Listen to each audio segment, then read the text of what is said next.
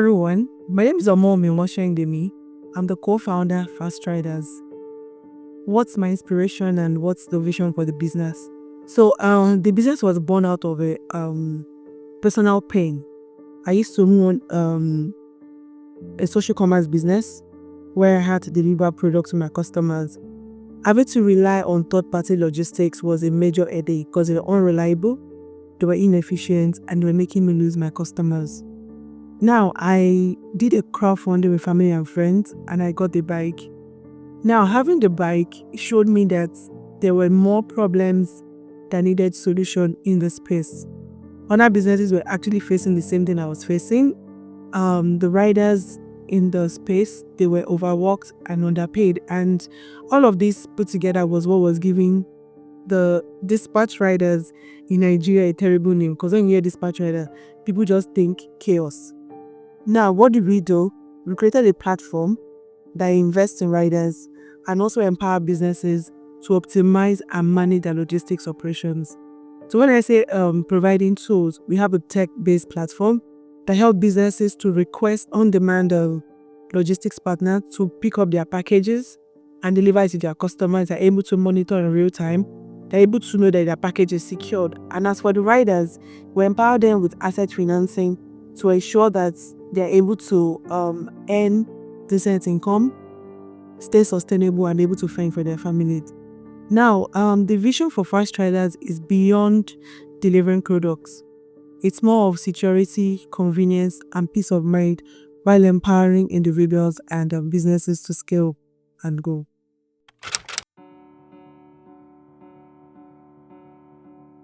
The Nigerian space is a very, very unique space. And what I faced in terms of challenges span from people, right? We had a people's problem. So when we started off initially, we were more of an aggregator platform, trying to aggregate businesses and, riders on our platform. Then we figured out that some of these riders on our platform were actually riders employed by already existing logistic business. So they were using our platform to cut corners, right? And by doing so, they were harming our business. So what did we do? We ensured that we're able to empower some of them who needed empowerment. They wanted freedom and they also wanted independence. So we started out with the asset financing model whereby we empower these individuals and they're able to, stand on their own and start their own business and be able to scale their own small logistics business. Then for businesses, it was a matter of trust.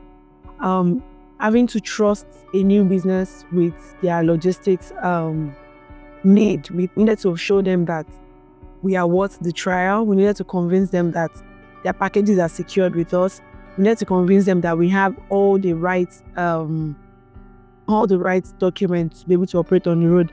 Because here in Lagos, if you're going to operate as a dispatch business owner or as a logistics business owner, you're going to have to face a lot of obstacles on the road, ranging from law enforcement, the police, and even some touts. But being able to ensure that we had all the right documents in place, necessary license to operate, actually made our work easier at the end of the day.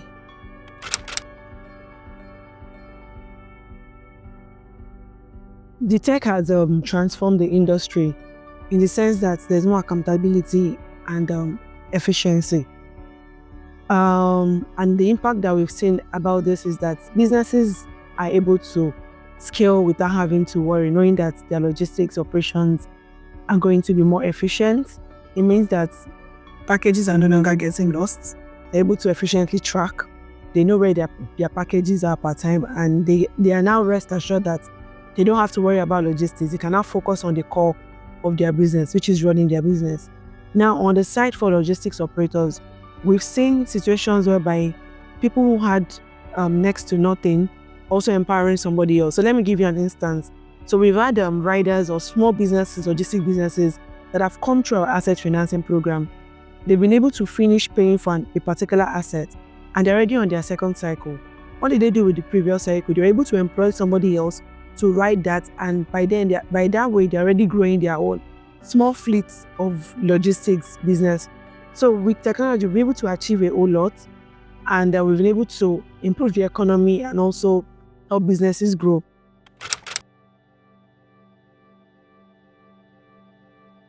How do fast traders stay competitive in the logistics space? Yes, we hear that. So the logistics space has a lot of competition. However, we need to understand that the space is very, very broad. Even with the number of current businesses playing in the space, it is still not enough to meet the growing demand that we currently have in the space. So how do we break through in this competition? Through collaboration. Yes, we collaborate with other brands to ensure that packages are moved and everything goes smoothly. Also, customer support, customer care is very important. Other than trying to move packages, we ensure that our customer care is very top notch. We care about the businesses that we're moving packages for.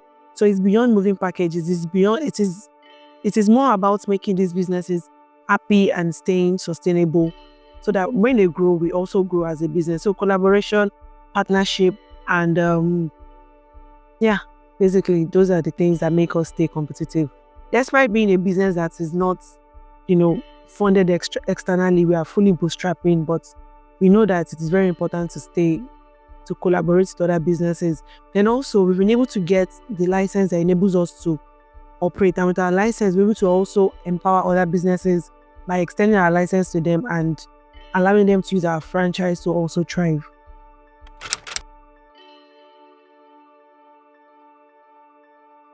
Training. Training is very important.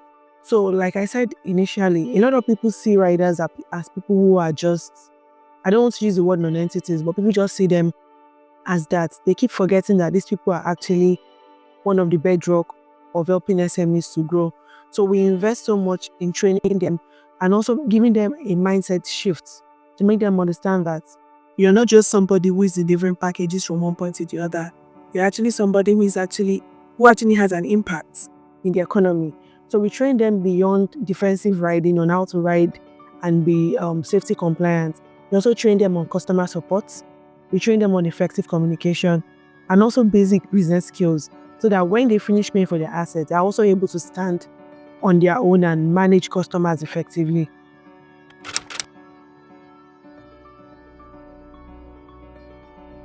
I think first of all, the Nigerian landscape and the Scottish landscape, they are two different landscapes. And the solution that might be working here might not work there.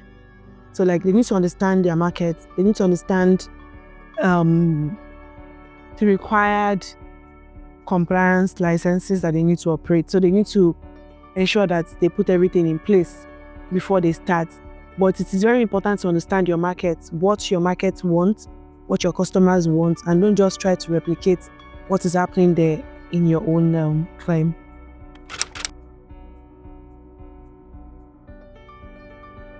First of all, we know that SMEs, social commerce businesses, are one of the main factors that is enabling the economy to thrive. And this industry is going to keep growing. So how are we going to ensure that this space keeps thriving? Is to ensure that the current businesses that we're serving, we serve them well, help them grow, because as we help them grow, they also help us grow as well.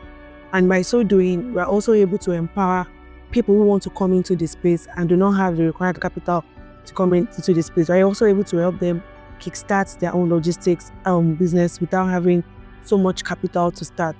So yeah, through ensuring that businesses are able to satisfy their customers through efficient deliveries and making them grow also enable us grow. That also empower businesses that are also coming into the space on the long run.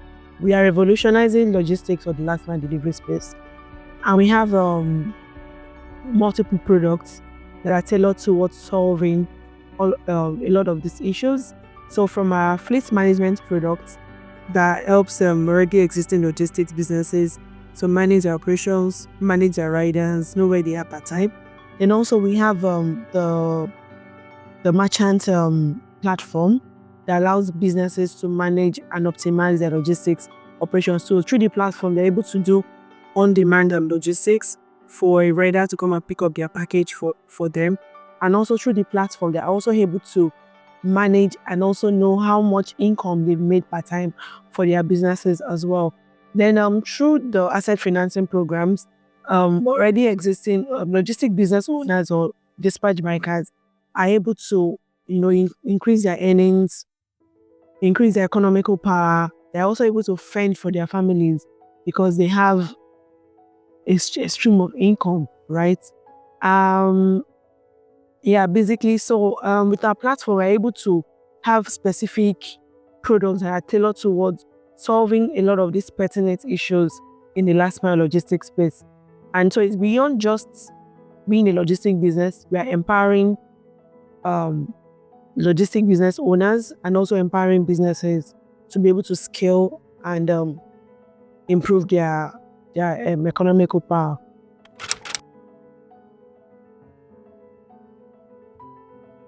I'm not going to lie, mentorship has actually played a very crucial role in my business, so to say, because with mentors, I'm able to navigate difficult paths. Having somebody that can handhold you, puts you through in the right direction, and even if you don't have like a mentor, so to say, you can apply for different accelerator programs, incubator programs. These programs, they come with packed knowledge that will help you scale and move your businesses in ways that you yourself will not be able to imagine. And even aside from the knowledge you're going to get from those accelerators and incubators, there are also rooms for partnership with the people you're going to meet in your cohort. The person in your cohort might be the one to link you to the next opportunities. You never can tell. So yes, mentorship and networking actually played a very crucial role in scaling and growing of our business.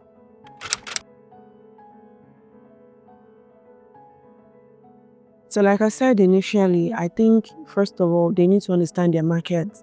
And once you're able to understand your market, you'll be able to design a product that actually fits the need of your market. So it could be that you need a platform that manages just fleets.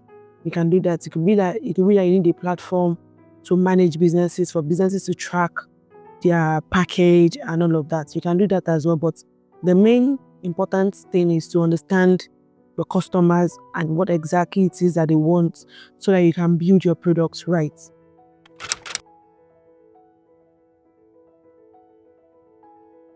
Okay, so I'm going to speak from my own perspective.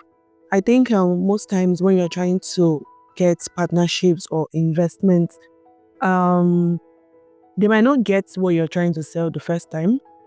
They might not get it the second time. They might not get it the third time. So it doesn't mean that you have to give up at that point in time. So you would have to take the feedback that you get from them, use it to fine tune and refine your product or your business. But it's not every advice that you see that you have to take. You'll be able to understand how to sift through some of the comments, but you just need to keep being resilient and keep being, focused. And at the end of the day, you get what you truly deserve. You get the right investor actually, and the right partner for your business.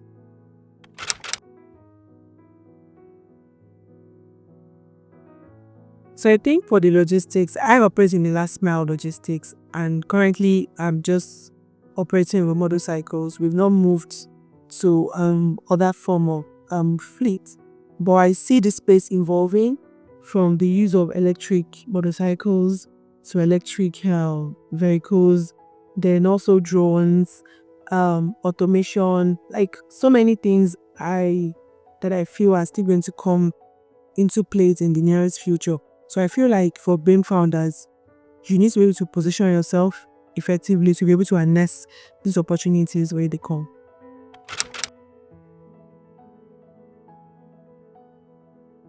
You cannot just adopt what you see here into your own market. It might not work.